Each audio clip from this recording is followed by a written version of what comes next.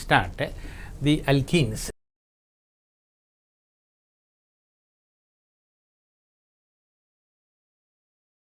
They are nothing but the hydrocarbons, specific compounds with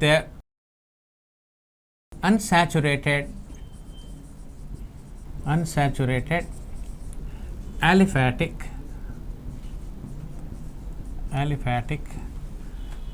hydrocarbons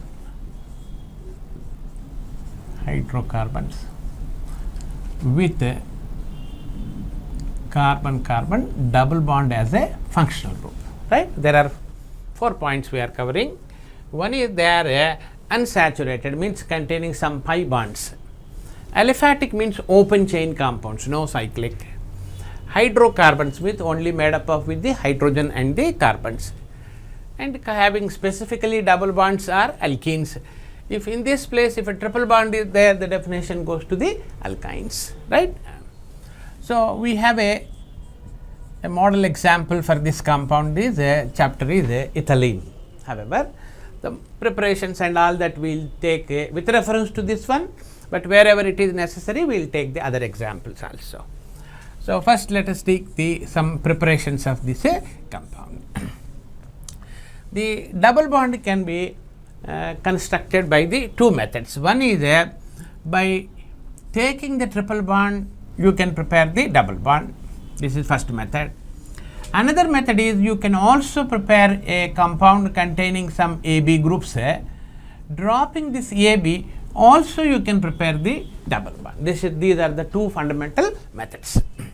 Now, let us go for the first method. In this first method, the triple bonded compound, if you add some hydrogens, the care must be taken, otherwise it will give the first it will become double bond, then it will become single bond also.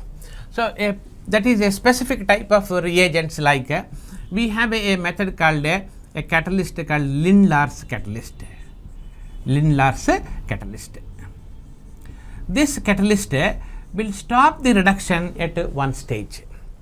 So, here it is what is this Lindlar's catalyst means a palladium supported by the barium sulfate in quinoline solvent. So, the actual reagent is hydrogen. So, the hydrogen we are adding to the acetylene. In presence of this specific condition, we are getting the ethylene. However, the same reaction you too can also get from the adding the liquid ammonia and sodium metal also. But we have a specific example, like for example, if a triple bond compound containing two methyls this side that side, this is nothing but the two methyls containing acetylene, you can call dimethyl acetylene or tubetine.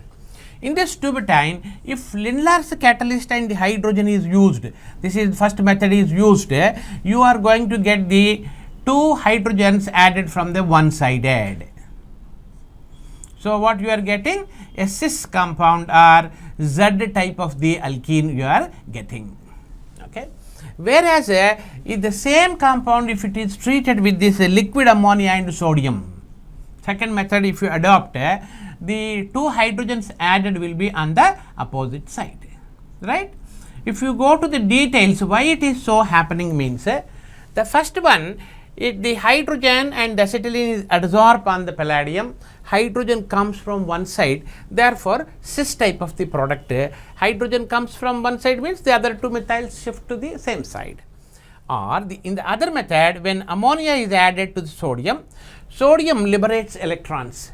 That electrons will be added and you will get this acetylene will become into the electronated, one electron will become two electrons, and these two electrons will have some repulsion. So, therefore, the alkyl groups will be rearranged. The alkyl group one cloud goes to the other side due to the repulsion.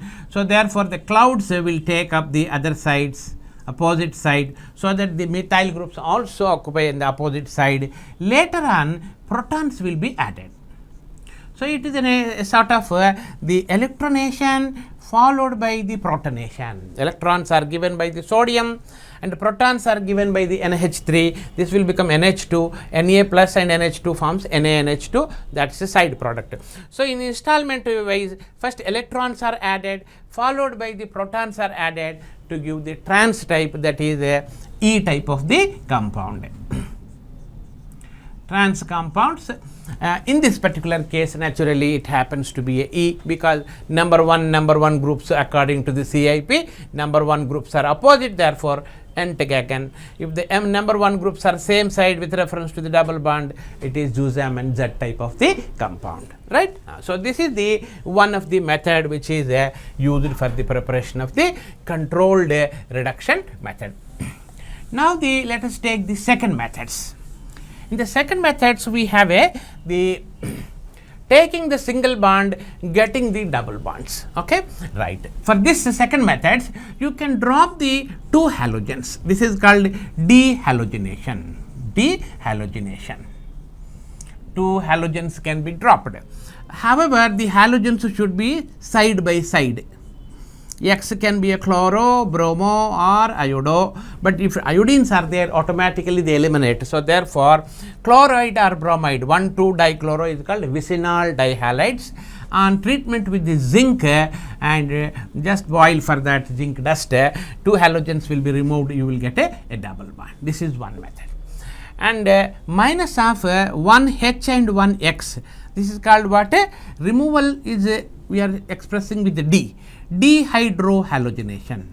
Dehydrohalogenation is nothing but the removal of the one H, one halogen, for which the compound should have a one halogen, at least a side carbon. If hydrogen is there, they will be removed. What is the molecule we are removing? A HX. This is nothing but an acid in terms of the XCl hydrochloric acid.